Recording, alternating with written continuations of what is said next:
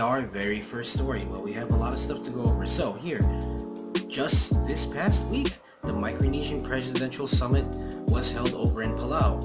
Leaders from Palau, FSM, Marshalls, Nauru, and Kiribati met at the island nation to discuss various issues that concern, you guessed it, Micronesia. Representatives from other countries, including the United States, Japan, and Australia, were also in attendance. And President Maingko, Palau, since he is the president of the host nation, he is pretty much the host, said that the Micronesian region must use its small but very powerful voice to address the several issues that conflict or concern the islanders of Micronesia. These issues are mainly, but are not limited to, climate change, environmental degradation, illegal fishing, and air transport service. And he stated, together, Micronesian nations can work together to effectively address these issues.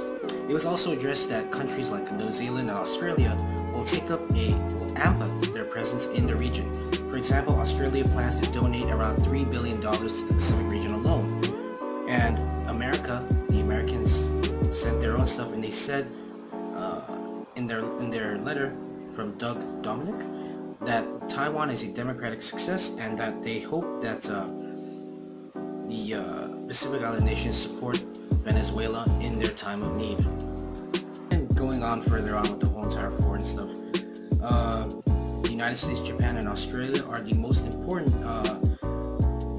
partners in the region, according to President Tommy Maingko. Another issue that was brought up was the need to build a UN office in the North Pacific, because what they were saying here is that they need a UN office in the North Pacific to help with issues that relate specifically to the North Pacific, because what they think is that what they say is that the UN usually target, when it comes to Pacific Island nations, they usually target the South, and issues in the South may not actually be conducive to what's happening in the North Pacific. And that is the point of the Micronesian Presidential Summit. It's the gathering of leaders from the region of Micronesia to come together and discuss issues that affect us all and come up with solutions. And what better way to do that than doing it with your friends, your neighbors, because no nation is truly independent. We are interdependent.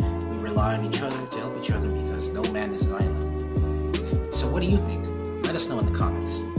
And here in the FSM, here are some Congress updates. Recently, Congressman David Panuello met up with U.S. Embassy staff along with a member of the United States Department of Treasury.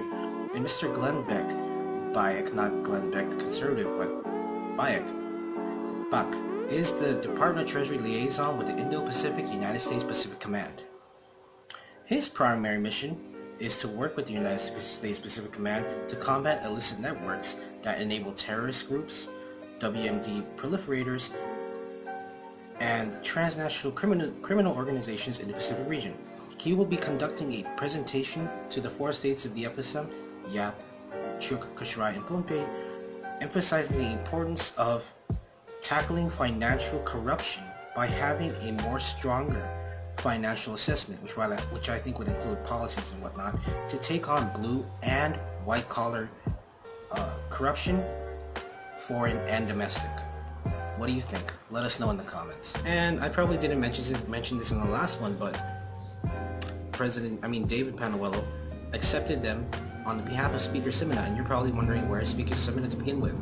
Well, I'm going to tell you.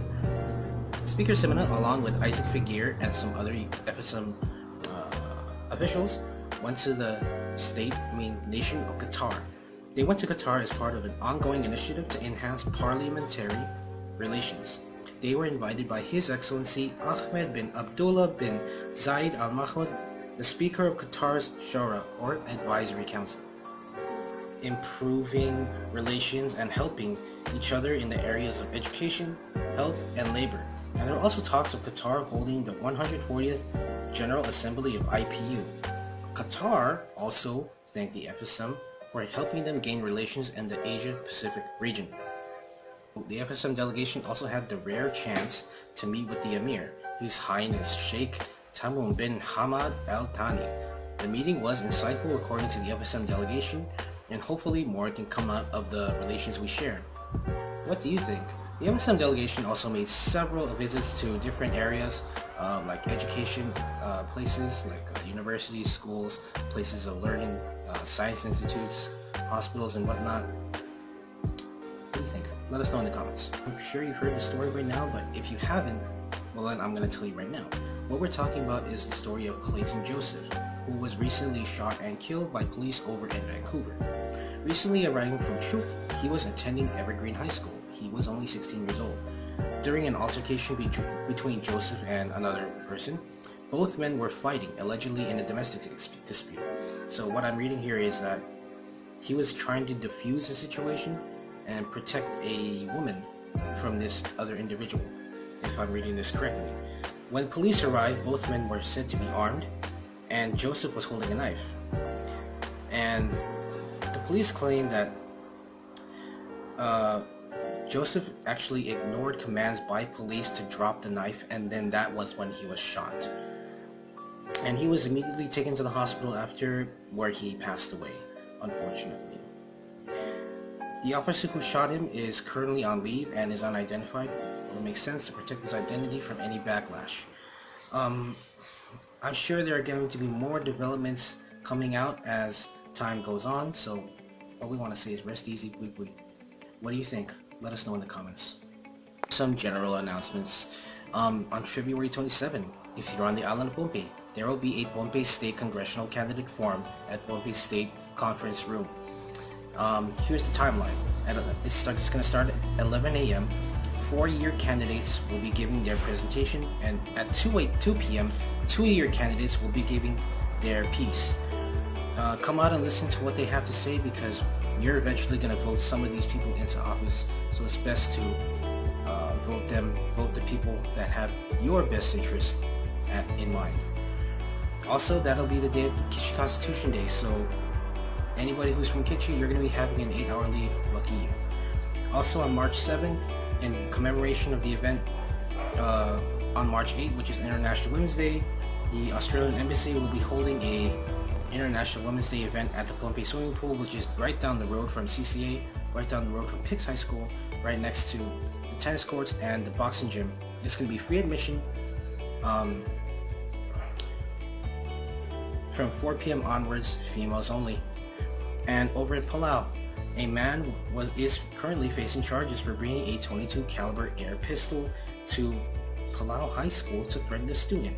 What happened is that, I don't know what happened specifically, but he went to Palau High School with a gun and was waiting around for the student, but eventually left. He is currently being charged with terroristic threatening first degree and disorderly conduct, and the guy's name is Morgan Mera. Interesting. Anyways, here is the weather report. Thank you for tuning in. Hey guys, I'm Alana, and here's the weather. 27 degrees Celsius high during the day and 24 degrees Celsius low during the night. Cloudy and 20% chance of precipitation and 72% of humidity. Sunrise will be at 6:42 a.m. and sunset will be at 6:38 p.m. East winds 10 to 20 knots and seas will be 5 to 7 feet high. Thanks for tuning in to the Micronesian News broadcast. Tune in every Tuesday, Thursday, and Saturday for more updates. Don't forget to like, share, and subscribe. Until next time, see you later.